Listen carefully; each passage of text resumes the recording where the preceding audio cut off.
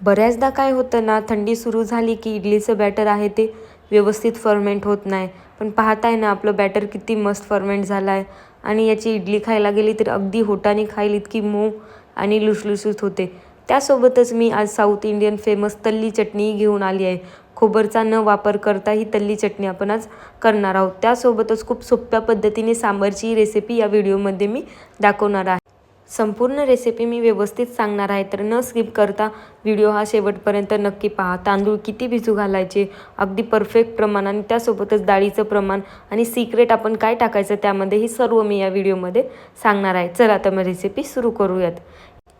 येथे मी 1 किलो असे रेशनचे तांदूळ घेतले आहेत. तुम्ही कोणतेही जुने तांदूळ घेऊ शकतात. इंद्रायण आणि बासमती तांदूळ सोडून तुम्ही इडलीसाठी कोणतेही तांदूळ वापरू शकतात. येथे मी 1/2 किलो अशी उडीद डाळ घेतली आहे. तांदळामध्ये आपल्याला थोडेशी मेथीदाणे टाकायचे आहेत, अर्धा चम्मच, जास्तही नाही टाकायचे आहेत, अर्धा चम्मचच टाकायचे आहेत. व्यवस्थित धुवून त्यामध्ये पाणी टाकून आपल्याला 7 ते 8 तास भिजत ठेवायचं आहे. मेथीदाणे टाकल्यामुळे जे आपलं बॅटर आहे ते व्यवस्थित फर्मेंट होतं थंडीमध्ये सुद्धा आणि आपले व्यवस्थित इडल्या मऊ अशा होतात. मेथीदाणे आपल्याला जास्तही नाही टाकायचे आहेत, फक्त अर्धा चम्मचच टाकायचे आहेत, नाहीतर आपली इडली कडूही होऊ शकते. त्यामुळे जास्त मेथीदाणे वापरायचे नाहीत. हे वाटायच्या टायमाला इथे मी 1 वाटी पोहे घेतले आहेत. स्वच्छ धुवून आपल्याला ते वाटण करताना मिक्स करायचे आहेत. हे इथे मी थोडेसे तांदूळ, थोडीशी उडीद डाळ आणि पोहे थोडेसे घेऊन थोडंसं पाणी टाकून व्यवस्थित असे बॅटर आपल्याला करून घ्यायचे आहेत. जेव्हा तुम्ही वाटण करताना थोडंसं पाणी टाकणार तेव्हाच हे आपलं बॅटर व्यवस्थित होतं. कोणी काय करतं, घट्टसं बॅटर ठेवतं, त्यामुळेच बॅटर फर्मेंट होत नाही. हे अशा प्रकारे आपल्याला 5 ते 7 मिनिट व्यवस्थित मिक्स करून घ्यायचं आहे एकाच डायरेक्शनमध्ये. हे डायरेक्शनने फिरवल्यामुळेच आपलं बॅटर व्यवस्थित फर्मेंट होतं. ही स्टेप तुम्हाला स्किप करायची नाही आहे. हे 7 ते 8 तास झाकून आपल्याला हे फर्मेंट होण्यासाठी ठेवायचे आहे. आपण पोहे टाकले आहेत त्यामुळे आपल्याला त्यामध्ये इनो टाकायची किंवा सोडा टाकायची गरज पडणार नाही. आपले इडल्या व्यवस्थित मस्त होतील मऊ. हे 7 ते 8 तासानंतर हे आपलं बॅटर किती मस्त फर्मेंट झालं आहे आणि याच्या इडल्या खायला गेल्या तर अगदी मऊ होतात. ही स्टेप तुम्ही स्किप करायची नाही. जी आपण मिक्स करायची स्टेप केली होती ना 5 ते 7 मिनिट, ती स्किप करायची नाही. ती कंपल्सरी आपल्याला करायचीच आहे. हे किती मस्त आपलं बॅटर फर्मेंट झालं आहे आणि यामध्ये मला बॅटरमध्ये पाणी टाकायची आवश्यकता नाही लागणार. इडलीच्या बॅटरमध्ये ते टाकताना कोणी काय करतो, ते बॅटर अगदी घट्ट ठेवतं फर्मेंट होण्यासाठी आणि शेवटला त्यामध्ये पाणी टाकतात. पण आपण तसं करायचं नाही. बॅटर मीडियम ठेवायचं, त्यानंतर आपल्याला पाणी टाकायची गरज पडणार नाही. जर तुम्हाला गरज पडली तर तुम्ही त्यामध्ये पाणीही टाकू शकतात, थोडंसं कमी असेल तर. पण मला काही गरज पडली नाही त्यामुळे मी पाणी नाही टाकलं.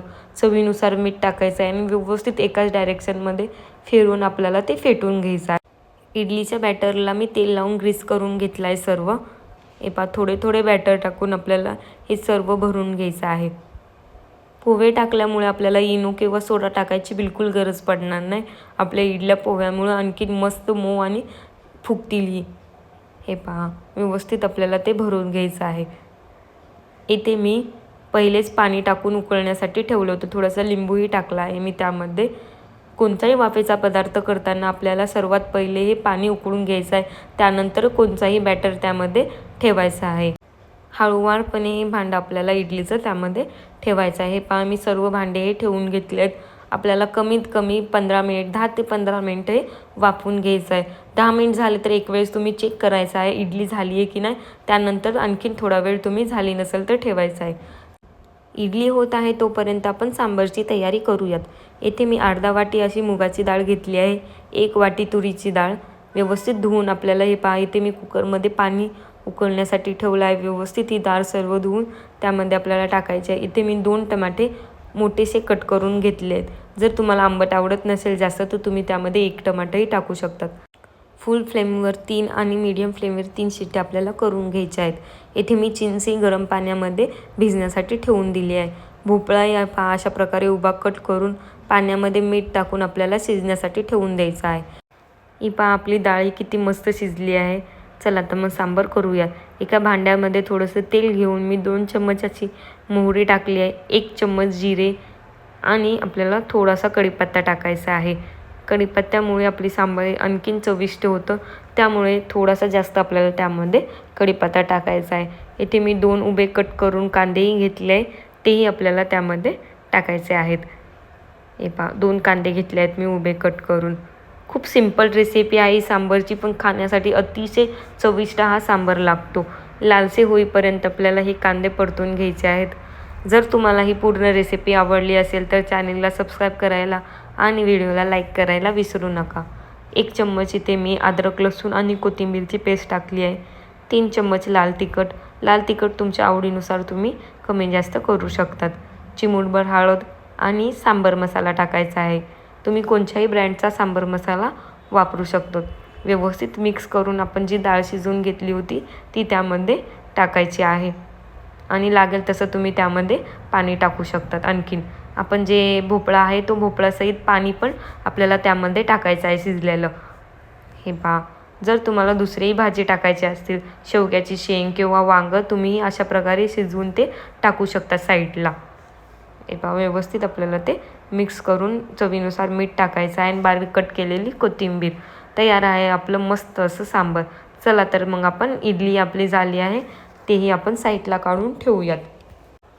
हे पहा 12 मिनिटामध्येही माझ्या इडल्या व्यवस्थित अशा शिजल्या आहेत. हे पूर्णपणे थंड करून घ्यायचं आहे, तेव्हाच आपल्याला हे इडल्या रिमूव्ह करायच्या आहेत. गरमागरमीमध्ये बिलकुल करायच्या नाही, मग ते व्यवस्थित इडल्या निघल्या जात नाहीत. त्यामुळे पूर्णपणे ही इडल्या थंड करून घ्यायचं आहे. चला तर मग आपण तल्ली चटणी करूयात. हे पहा, थोडंसं मी तेल घेतलं आहे कढईमध्ये. 1 चम्मच मोहरी, 1 चम्मच जिरे आणि चण्याची डाळ असते ना ती थोडीशी टाकायची आहे. जर तुमच्याकडे ही डाळ नसेल तर तुम्ही त्यामध्ये डाळवाही थोडासा टाकू शकतात. व्यवस्थित मिक्स करून आपल्याला त्यामध्ये आता शेंगदाणे टाकायचे आहेत. खाण्यासाठी अतिशय साऊथ इंडियन चटणी खूप चविष्ट लागते. तल्ली चटणी हे चटणीचं नाव आहे. हे पहा, व्यवस्थित आपल्याला शेंगदाणे 2 मिनिट असेच परतून घ्यायचे आहेत. शेंगदाणे टाकल्यानंतर आपल्याला शेवटला त्यामध्ये कढीपत्ता टाकायचा आहे. जर तुम्ही स्टार्टिंगला कढीपत्ता टाकला तर ते कढीपत्ता पूर्ण करपूही शकतो, त्यामुळे इथे मी शेंगदाणे टाकल्यानंतर कढीपत्ता टाकला आहे. त्यानंतर 2 ते 3 मी याच्यामध्ये हिरवी मिरची टाकली आहे. तुम्हाला लागेल तसे तुम्ही कमी जास्त हिरवी मिर्च करू शकतात.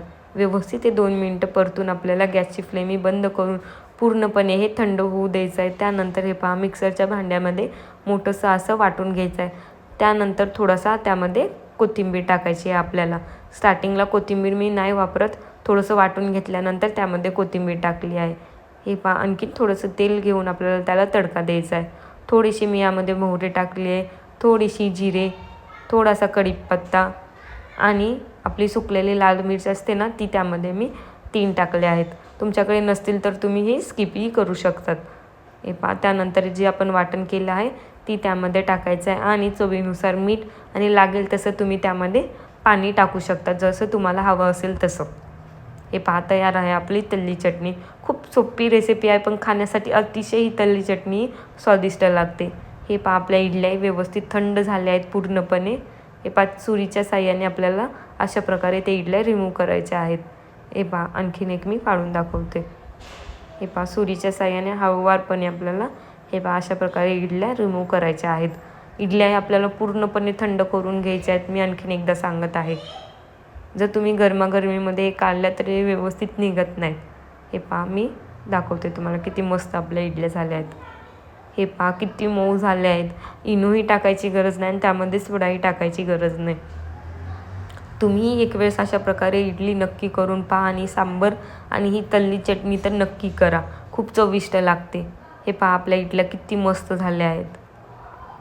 जर तुम्हाला ही रेसिपी आवडली असेल तर चॅनलला सबस्क्राईब करायला आणि व्हिडिओला लाईक करायला विसरू नका. हा व्हिडिओ थोडासा मोठा झाला आहे, पण रेसिपी खूप मस्त आहे ही.